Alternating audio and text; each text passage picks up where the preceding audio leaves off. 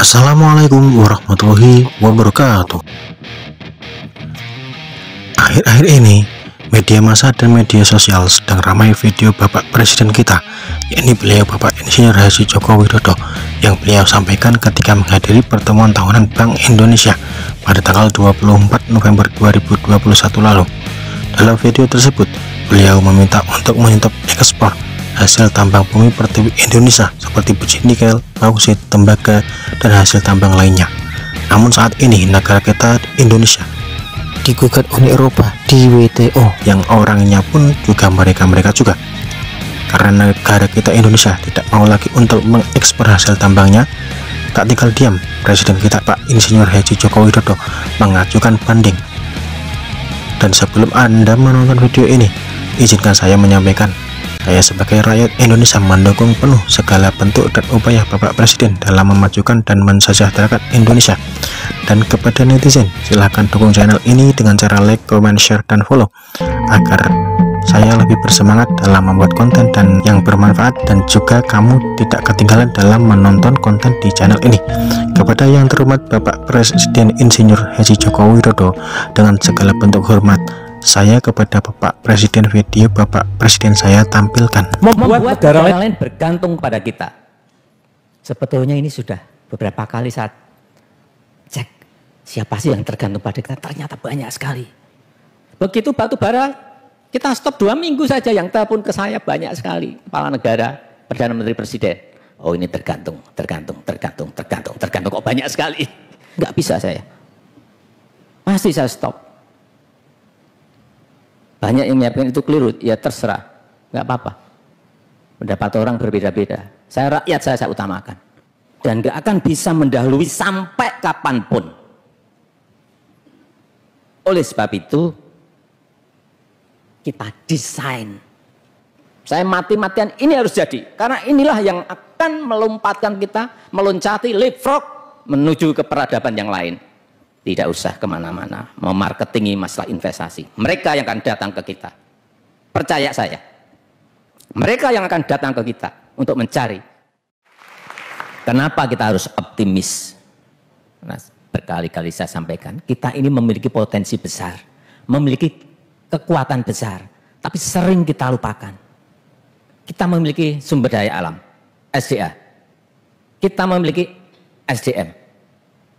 Yang nanti akan muncul bonus demografi 2030 diperkirakan berapa? 201 juta tenaga produktif kita. Kemudian juga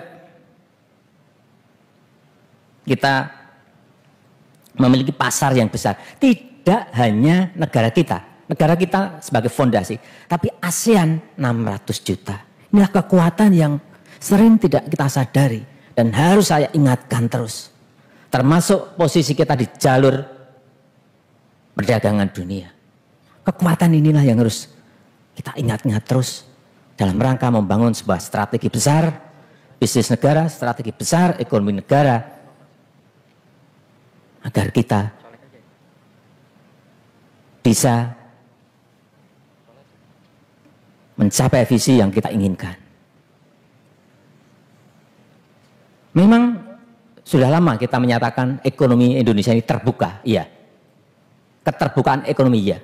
Tapi jangan keliru mengartikan keterbukaan ekonomi.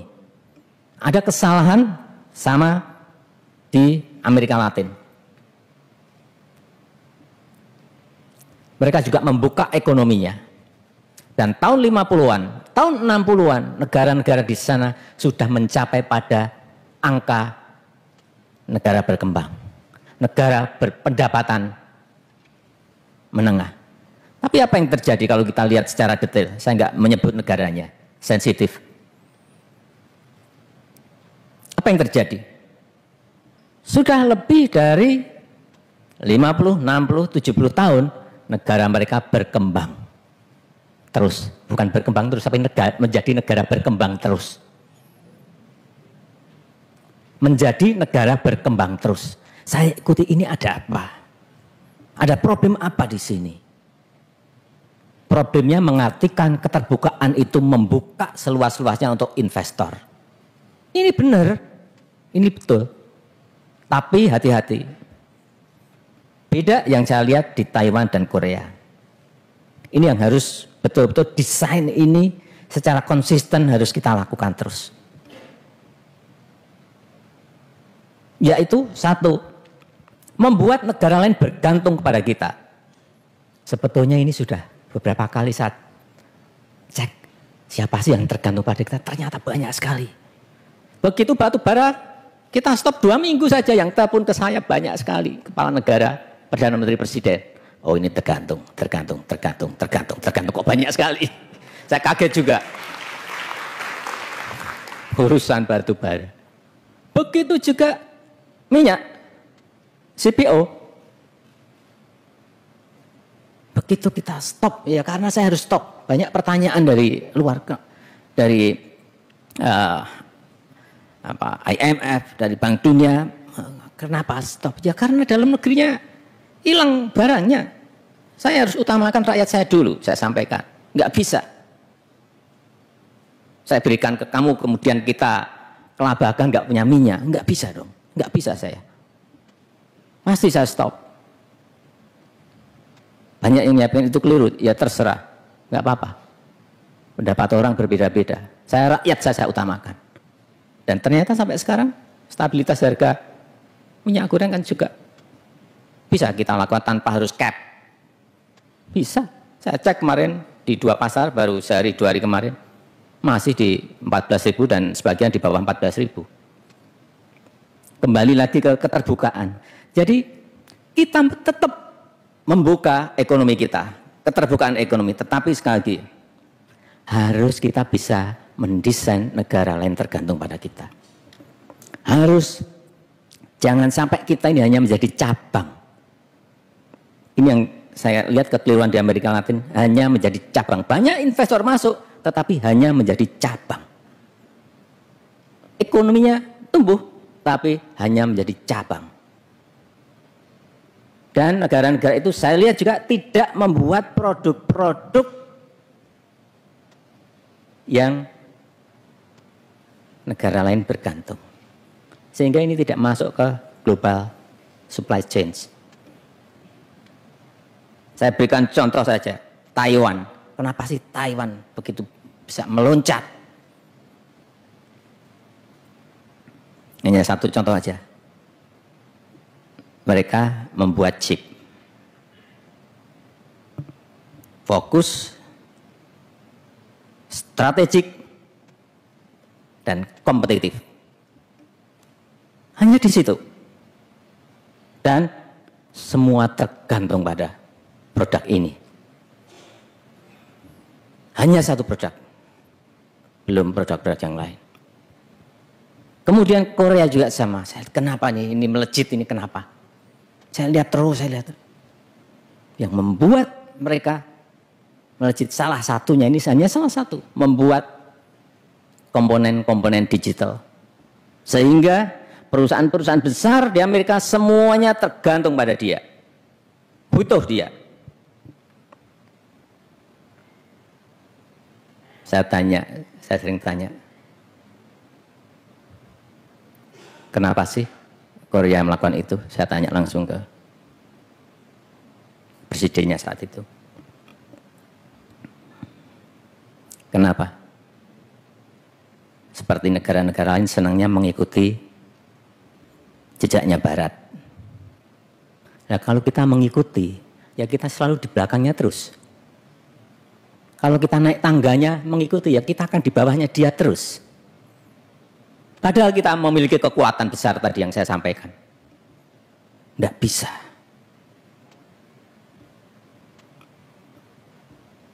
Apalagi berangkatnya aja paling belakang, ngikuti ya di belakang terus. Ingat ini, mereka nggak mau itu. Selalu kalau pas ngomong-ngomong berdua selalu hal seperti itu saya tanyakan. Kenapa? Dan gak akan bisa mendahului sampai kapanpun. Oleh sebab itu, kita desain. Ini hanya satu yang saya sampaikan, tapi nanti industri kesehatan juga, industri-industri yang bidang yang lain juga Bagaimana membangun sebuah ekosistem besar sehingga negara lain tergantung pada kita. Karena kita memiliki nikel, memiliki tembaga, memiliki boksit, memiliki tin, timah, memiliki. Dan potensi kita ini gede sekali. Mau kita lanjutkan ekspor bahan mentah. Hati-hati. Dulu zaman VOC, zaman company, itu ada yang namanya kerja paksa. Ada yang namanya tanam paksa. Zaman modern ini muncul lagi ekspor paksa. Ekspor paksa. Kita dipaksa untuk ekspor. Loh, ini barang kita kok. Memang, sudah saya sampaikan kemarin kita kalah. Tapi apa kita langsung pengen, berhenti saja? Enggak. Saya sampaikan pada Menteri, banding urusan nikel. Karena ini ceritanya belum rampung kalau kita berhenti. Ya, ekosistem besar yang kita impikan ini nggak akan muncul. Seperti chip, seperti komponen digital tadi.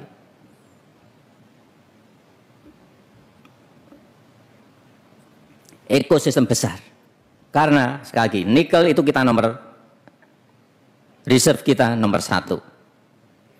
Timah nomor 2. Boksit nomor 6. Tembaga nomor 7 dunia. Punya semuanya. Membangun ekosistem EV baterai, itu kita hanya kurang litium. Enggak punya. Saya kemarin sudah sampaikan ke Prime Minister Albanese. Australia punya litium.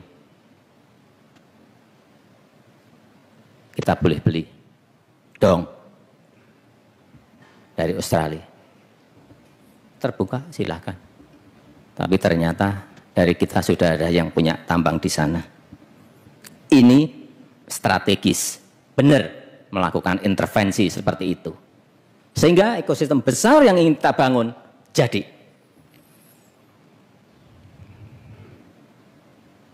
Grafit juga sama. Sintetisnya bisa kita produksi sendiri sekarang. Artinya ini sudah jadi. Yang paling sulit adalah mengintegrasikan, karena ada di tempat-tempat yang berbeda. Ada tembaga di Papua, ada tembaga di Sumbawa, ada nikel di Sulawesi Tenggara dan Sulawesi yang lain, ada boksit di Kalimantan Barat dan di Kepri. Mengintegrasikan ini sebuah barang yang tidak gampang, sehingga jadi sebuah ekosistem itu. Inilah yang terus saya mati-matian ini harus jadi, karena inilah yang akan melompatkan kita, meloncati leapfrog menuju ke peradaban yang lain.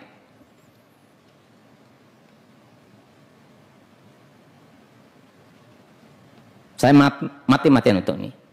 Begitu ini jadi, saya sampaikan kepada Menko Marinvest, kepada Menteri Investasi, tidak usah kemana-mana, mau marketingi masalah investasi. Mereka yang akan datang ke kita. Percaya saya. Mereka yang akan datang ke kita untuk mencari, untuk beli EV baterai kita. Sehingga saya sampaikan, kita ini terbuka. Silahkan datang, partneran dengan private sector, partneran dengan BUMN, sehingga jangan sampai kita ini ditinggal. Ini kuncinya di situ tadi, di Amerika Latin. Mereka membuka investor sendirian,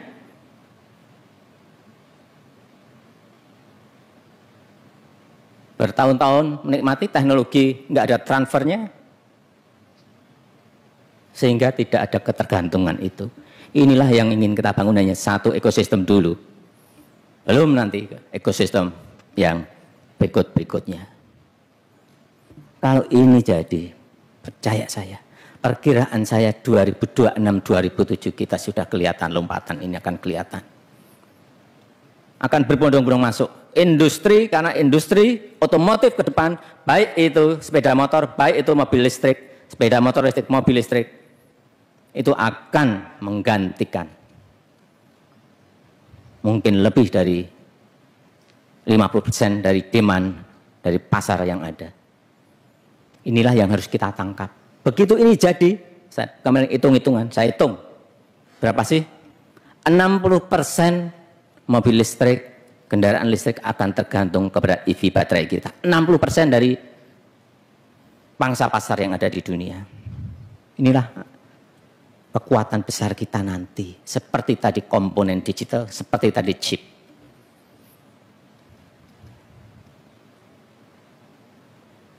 Silakan Bapak Ibu yang memiliki kekuatan untuk masuk ke sana. Sehingga nanti ada transfer teknologinya, ada transfer of knowledge-nya, dapat kita.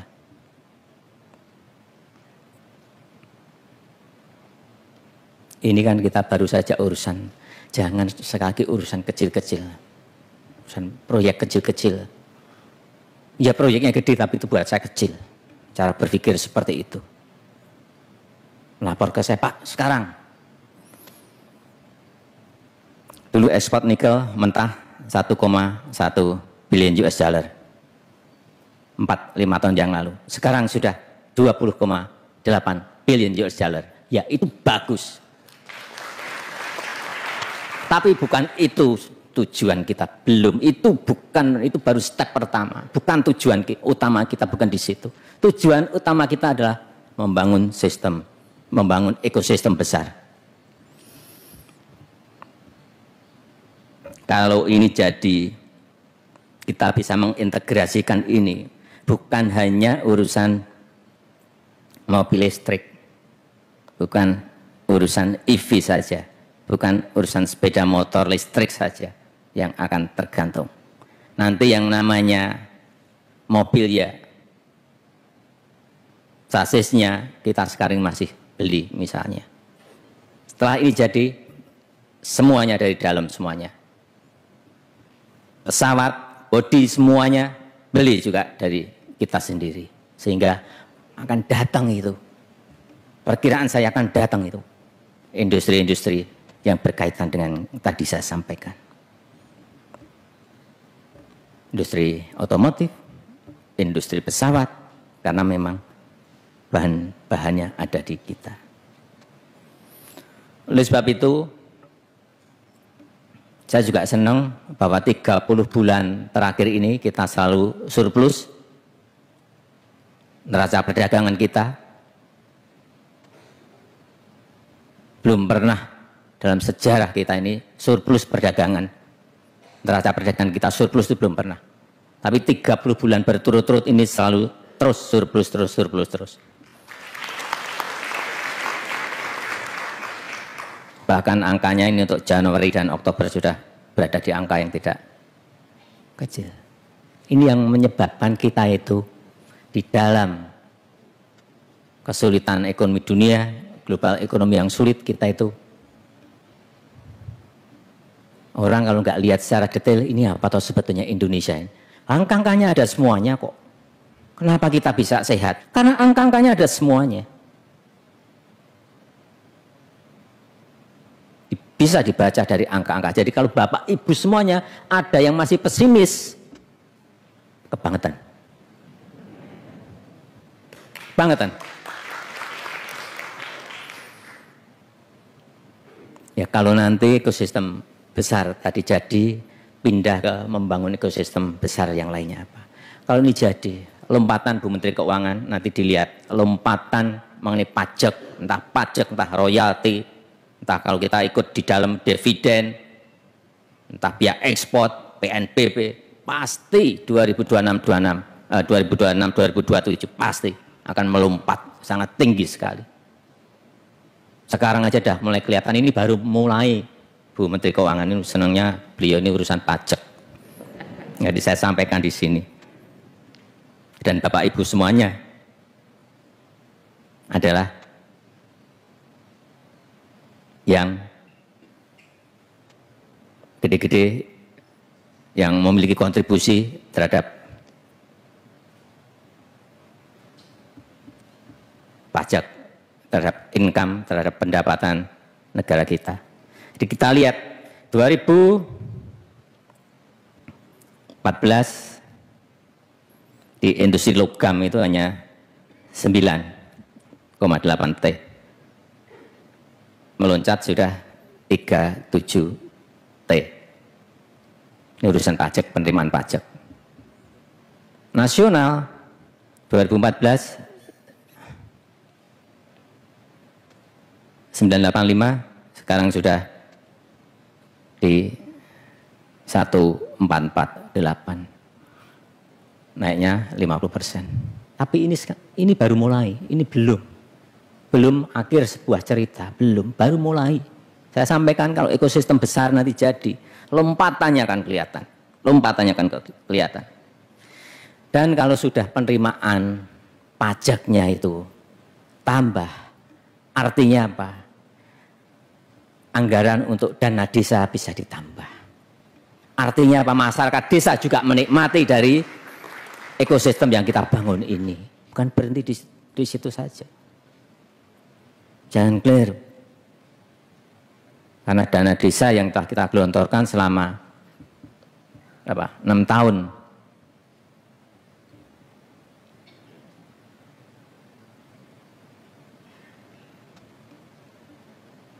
Sudah 468 triliun. Artinya peredaran uang yang ada di desa-desa kita, 74.800 desa yang kita miliki menjadi semakin berputar, kan semakin banyak.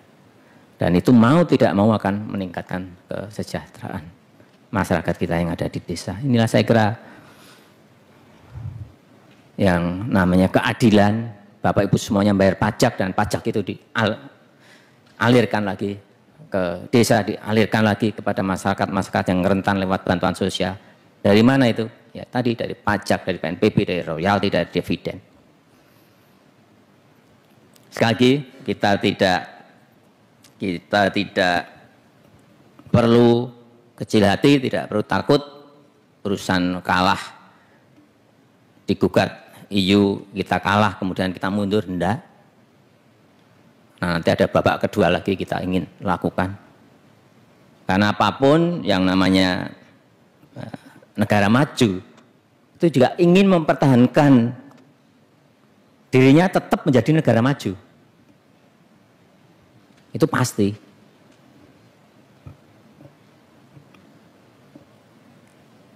Dan juga mereka itu tidak akan rela juga bahwa negara berkembangnya ada yang maju, menjadi negara maju juga banyak yang enggak rela. Dan itu ya manusiawi, enggak perlu kita sakit hati dan enggak. Tetap kita berusaha agar bagaimana visi kita agar bisa menjadi negara maju.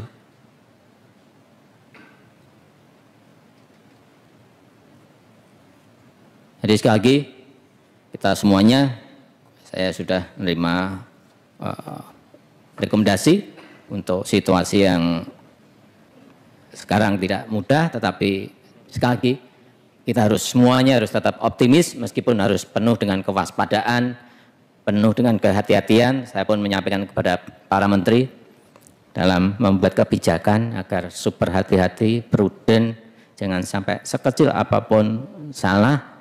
Karena keadaannya bukan keadaan yang normal, tapi keadaan yang tidak normal sekarang ini. Saya rasa itu yang ingin saya sampaikan dalam kesempatan yang baik ini. Terima kasih. Wassalamualaikum warahmatullahi wabarakatuh.